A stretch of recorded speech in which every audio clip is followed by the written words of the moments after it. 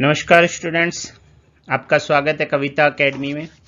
और आज हम बात करेंगे कॉन्स्टिट्यूशन डिज़ाइन की, जो हमारा पार्ट नंबर 4 है। इसका फुल एक्सप्लेनेशन इन हिंदी में मैं आपको बताऊंगा कि किस तरीके से कॉन्स्टिट्यूशनल डिज़ाइन हुआ साउथ अफ्रीका में और कौन कौन से उसके इम्पोर्टेंट टर्म्स हैं। ये सारे कुछ आज के वीडियो में हम डिस्कस करेंगे। इससे पहले constitutional design part 1, part 2, part 3 में वीडियोस बना चुका हूँ। उसके लिंक मैं डिस्क्रिप्शन में दे रहा हूँ, आप वहाँ जाकर उनको सर्च कर सकते हैं, देख सकते हैं और अपने कंसेप्ट को क्लियर कर सकते हैं। वीडियो को ज़्यादा से ज़्यादा लाइक करिए, शेयर करिए, ताकि ये उन बच्चों तक पहुँच पाए जिनको इसकी ज़रूरत है कंसेप्ट को क्लियर करने की। अगर आपका कोई भी क्वेश्चन है तो बेझिझक आप कमेंट करिए, या कुछ ऐड करना है या किसी भी टॉपिक पे आपको समझने के लिए अलग से वीडियो चाहिए तो आप कमेंट करके बताइए। हम कोशिश करेंगे उसको लाने की, और नेक्स्ट वीडियो में हम इस चैप्टर को फिनिश करने की कोशिश करेंगे। तो देखते हैं हम किस तरीके से कॉन्स्टिट्यूशनल जो डिज़ाइन हुआ साउथ अफ्रीका में उसके बारे में।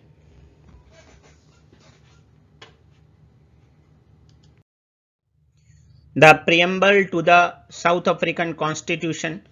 ये जो साउथ अफ्रीकन कॉन्स्टिट्यूशन है उसके लिए प्रस्तावना की बात कर रहे हैं, प्रियम्बल की बात कर रहे हैं। अगर हम प्रियम्बल की बात करें तो प्रियम्बल का मतलब होता है कि जैसे आपकी बुक के आगे एक प्रस्तावना होती है, उसी तरीके से जो कॉन्स्टिट्यूशन है उसके जो रूल्स रेगुलेशन जिस चीज़ में लिखे हुए हैं, जिस बुक्स में लिखे हुए हैं, उसके आगे उसका प्रियम्बल लिखा हुआ है, प्रस्तावना लिखी हुई है कि आखिर ये कॉन्स्टिट्यूशन कहता क्या है। कुछ शब्दों में पूरे कॉन्स्टिट्यूशन को बताया गया है कि इस कॉन्स्टिट्यूशन में क्या क्या चीज़ें समाहित की गई हैं, किस तरीके से ये कॉन्स्टिट्यूशन हमारे देश के नागरिकों के लिए है। प्रियम्बल इज लाइक ए सूल, ठीक है, ऑफ कॉन्स्टिट्यूशन। तो अभी हम देखते हैं कि क्या साउथ अफ्रीकन कॉन्स्टिट्यूशन में क्या लिखा हुआ है। ये साउथ अफ्रीकन कॉन्स्टिट्यूशन है। इस साउथ अफ्रीकन कॉन्स्टिट्यूशन में बात करते हैं, देखते हैं कि किस तरीके से साउथ अफ्रीकन कॉन्स्टिट्यूशन को डिज़ाइन किया गया। तो जो है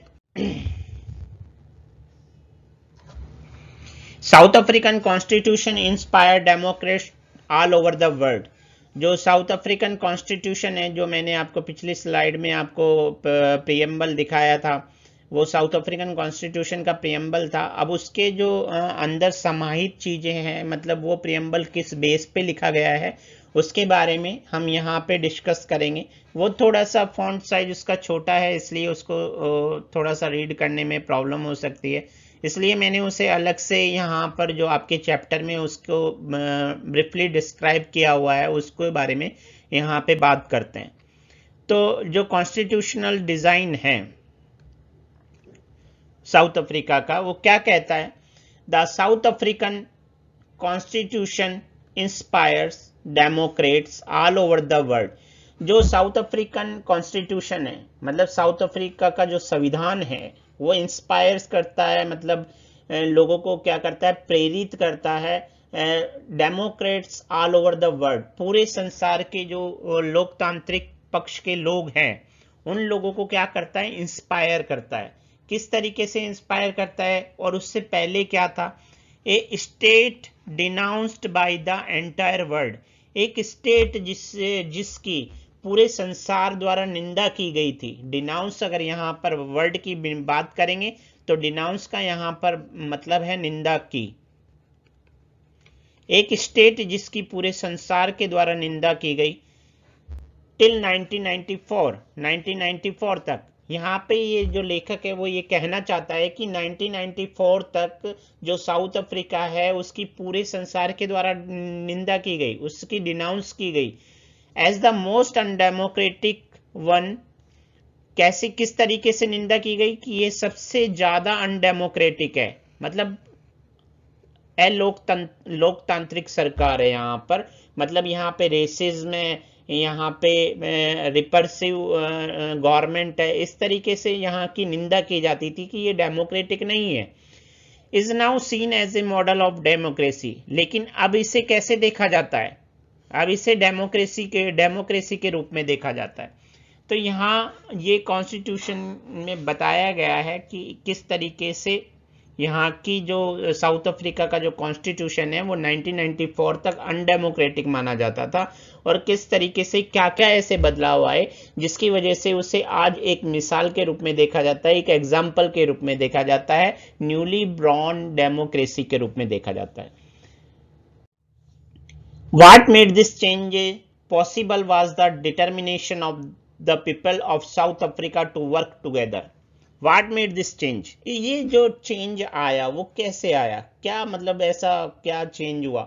ये सब जो चेंज था ये आया था लोगों के, साउथ अफ्रीका के जो लोग थे उनके डिटर्मिनेशन के कारण, उनकी डेडिकेशन के कारण, टू वर्क टुगेदर, एक साथ काम करने के लिए, to transform bitter experience into the binding glue of a rainbow nation. अब इसमें क्या हुआ था कि जो ब्लैक लोग थे और जो वाइट लोग थे, उन दोनों लोगों के बीच में जो बिटरनेस थी, उस बिटरनेस के एक्सपीरियंस को, उस अनुभव को उन्होंने किस में कन्वर्ट कर दिया था? बाइंडिंग में। बाइंडिंग मतलब एक समझौते में कर दिया था, समझौते में किया और एक रेनबो नेशन की उन्होंने बनाया। रेनबो नेशन अगर यहाँ पर बात करें तो रेनबो नेशन इसलिए आ रहा है क्योंकि यहाँ पर वाइट लोग भी थे, ब्लैक भी थे, और नेटिव अफ्रीकन भी थे, इंडियंस भी थे, माइग्रेंट्स भी थे। इसमें सब लोगों को उन्होंने शामिल किया। ऐसा नहीं था कि किसी पर्टिकुलर रेस के पीपल्स को उन्होंने ज़्यादा महत्व दिया। उन्होंने रेनबो नेशन बनाया, सब लोगों के लिए राष्ट्र बनाया। Speaking on the South African nation, south African nation के बारे में बात करते हुए मंडेला सेड, अब मंडेला कौन है? नेल्सन मंडेला जी हैं।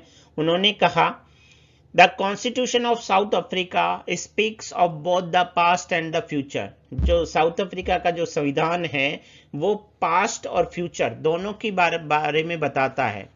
कैसे बताता है, क्या कहता है? ऑन द वन हैंड, एक तरफ, it is solemn pact.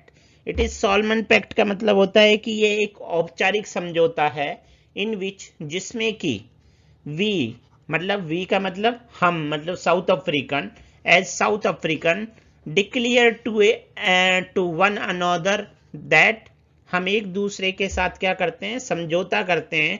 We shall never permit, कि हम कभी भी अलाउ नहीं करेंगे a repetition of our racist, brutal and the repressive government, कि हम इस तरीके से कभी भी हम आपस में एक समझौता करते हैं कि हम इस तरह की जो रिपर्सिव, ब्रूटल और रेसिस्ट जो का हम कभी रिपीटिशन नहीं होने देंगे, रिपीटिशन होने को अलाउ नहीं करेंगे। But it is more than that, it is also a charter for the transformation of our country. But it is more than that, लेकिन ये इससे भी ज़्यादा है। जो कॉन्स्टिट्यूशन हमारा बनाया गया है वो इससे भी ज़्यादा है। It is also a charter. Charter मतलब ये एक घोषणा पत्र है। For the transformation of our country, हमारी कंट्री के ट्रांसफॉर्मेशन के लिए, हमारी कंट्री के बदलाव के लिए। इनटू वन विच, मतलब जिसमें कि is truly shared by it's people, जिसमें सब लोगों का हिस्सा होगा, सब लोगों को शामिल किया जाएगा। A country which in the fullest sense belongs to all of us. एक country which in fullest sense, मतलब ये कहना चाहते हैं लेखक यहाँ पे, कहना क्या चाहता है कि नेल्सन मंडेला जी कहते हैं कि एक जो कंट्री है उसके जो रिसोर्सेज हैं वो फुल सेंस में सबके लिए होंगे, वहां पर रहने वाले लोगों के लिए होंगे। Black and white, women and man, वहां पर कोई भी डिस्क्रिमिनेशन नहीं होगा, वहां पर कोई भी सेग्रीगेशन नहीं होगा, वहां पे ऐसे नहीं होगा कि ब्लैक और वाइट अलग है, मैन और वुमेन अलग है, इस तरीके से कोई डिस्क्रिमिनेशन नहीं होगा। नेक्स्ट हम देखते हैं व्हाट इज अपार्थाइड। अब कुछ टर्म्स हैं जिसके बारे में हमें पता होना चाहिए कि इन टर्म्स का मतलब क्या है। अपार्थाइड बेसिकली क्या है? अपार्थाइड एक सिस्टम था, रेशियल डिस्क्रिमिनेशन का सिस्टम था साउथ अफ्रीका में। इसके अंदर क्या, इसके तहत, इस सिस्टम के तहत क्या होता था कि जो वाइट लोग थे उन्हें ज़्यादा अधिकार मिले हुए थे, ठीक है, उन्हें बस, ट्रेन क्लब्स, ये सारी चीज़ें अलग से उनके लिए अरेंजमेंट था और ब्लैक्स लोगों का अलग था। तो ब्लैक लोगों को वहाँ पे जाने का परमिट नहीं था।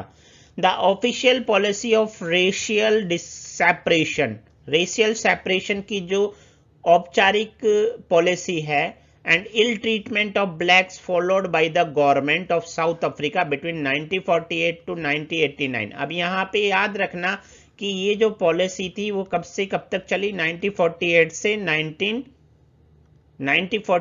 से 1989, ठीक है, यहां तक याद रखना। अब क्लॉज क्या होते हैं? क्लॉज, जब भी संविधान बनता है, जब उसमें रूल्स लिखे जाते हैं, तो रूल्स जब लिखे जाते हैं तो उसमें एक क्लॉज दिया जाता है। क्लॉज होता क्या है? एक डिस्टिंक्ट सैंक्शन होता है ऑफ डॉक्यूमेंट, मतलब डॉक्यूमेंट्स, मतलब आपने दे दिया 30A क्लॉज।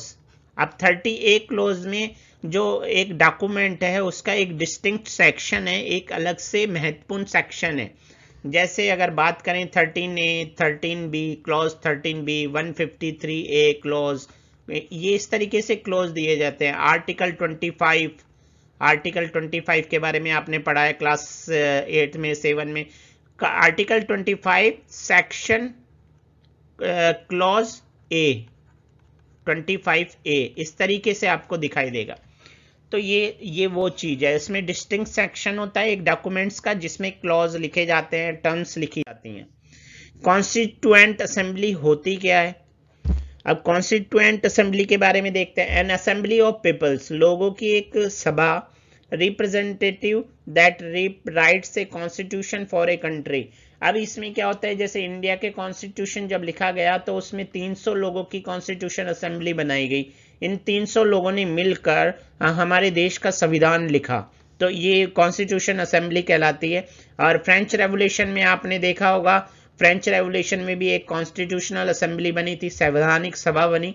और N assembly of peoples representative, लोगों के रिप्रेजेंटेटिव की एक सभा होती है। जैसे हम MP MLA लोग चुनते हैं पूरे इंडिया से, ऑल ओवर इंडिया से लोगों ने वोट किया, वोट करने के बाद MP MLA चुने।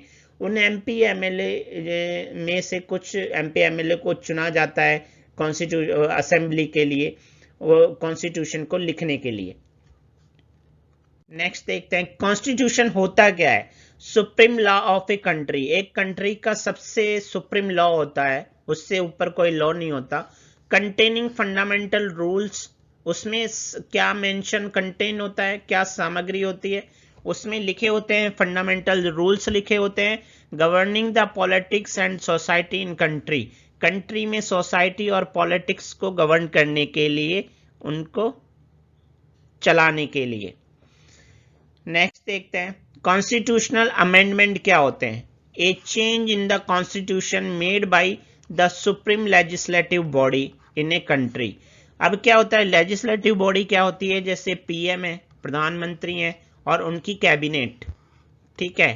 कैबिनेट मतलब उनके प्रधानमंत्री के साथ, जैसे बीजेपी पार्टी चुनी गई तो बीजेपी पार्टी के साथ जो पीपल्स के रिप्रेजेंटेटिव चुने गए, मतलब जो जीते, उन जीते हुए लोगों में से PM प्रधानमंत्री के पास अधिकार होता है कि वो एक कैबिनेट अपना सेलेक्ट करेंगे, और कैबिनेट सेलेक्ट करके वो क्या करेंगे, कुछ लोगों को चुनेंगे तो वो कॉन्स्टिट्यूशन में अमेंडमेंट के लिए चुने जाते हैं। ए चेंज इन द कॉन्स्टिट्यूशन, अब कॉन्स्टिट्यूशन में जो चेंज किया जाता है वो सुप्रीम लेजिस्लेटिव बॉडी द्वारा किया जाता है कंट्री में। अभी जैसे हमारे अगर देखेंगे, अगर हम देखते हैं तो हमारे पिछले 2013 से 2020 तक हमारे कॉन्स्टिट्यूशन में बहुत सारे बदलाव हुए हैं, ये आपने न्यूज़पेपर्स में भी पढ़ा होगा। एजुकेशन पॉलिसी अभी बदलने जा रही है, एजुकेशन पॉलिसीज के बारे में अभी बहुत कुछ चल रहा है। लेबर लॉ के बारे में भी बहुत कुछ चल रहा है, वो भी चेंज होने जा रहे हैं।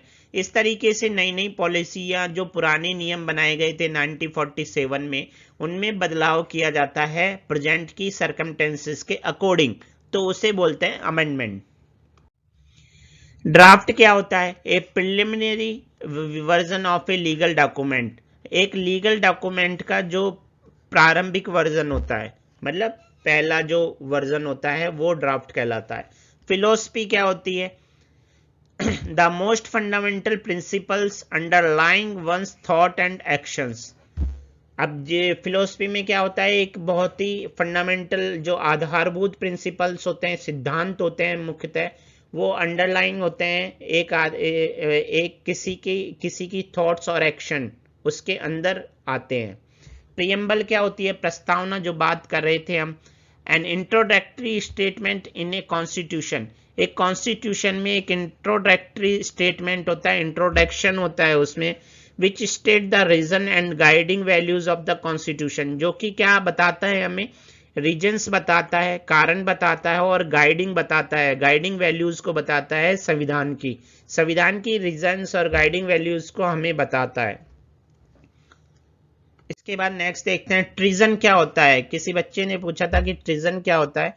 The offence of attempting to overthrow the government, कि राज्य की सरकार को उखाड़ फेंकने का जो प्रयास किया जाता है। The offence of attempting to overthrow the government of the state, किसी स्टेट की गवर्नमेंट को उखाड़ फेंकने के लिए जो अटेम्प्ट किया जाता है। To which the offender owes allegiance, तो करने का जो अपराध या अपराध की जो निष्ठा होती है वो ट्रीजन में आती है। वो ऑफेंस का मतलब होता है अपराध।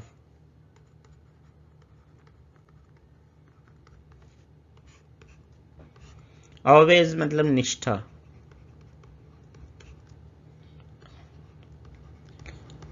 अपराधी ये होता है ट्रीजन। मतलब अगर कोई व्यक्ति किसी देश, किसी स्टेट की गवर्नमेंट को उखाड़ फेंकना चाहता है, उसे खत्म कर देना चाहता है या इस तरह की कोई निष्ठा रखना चाहता है, तो वो व्यक्ति ट्रीजन कहलाता है। सेडिशन, इसके लिए एक वर्ड आता है सेडिशन, देशद्रोही, आजकल बहुत चल रहा है। ट्राइस्ट क्या होता है, a meeting and meeting place, एक सभा या सभा स्थान, that has been agreed upon, जिस पर क्या होती है, एक आम सहमति होती है। तो ये आपके कुछ इंपॉर्टेंट टर्म्स थी जिन्हें हमने यहाँ पे डिस्कस किया। और साउथ अफ्रीका के कॉन्स्टिट्यूशन के बारे में भी हमने बात करी कि प्रियम्बल उसका किस तरीके से था, किस तरह लोगों ने उसे बनाया। तो ये सारा यहाँ पे आपका ये पार्ट 4 फिनिश होता है और नेक्स्ट पार्ट हम लेकर आएंगे जिसमें आपका चैप्टर फिनिश हो जाएगा। उसके बाद इसके क्वेश्चन आंसर पे हम बात करेंगे।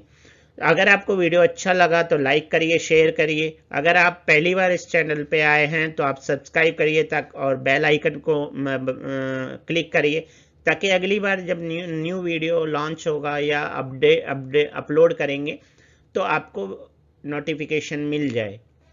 Thank you.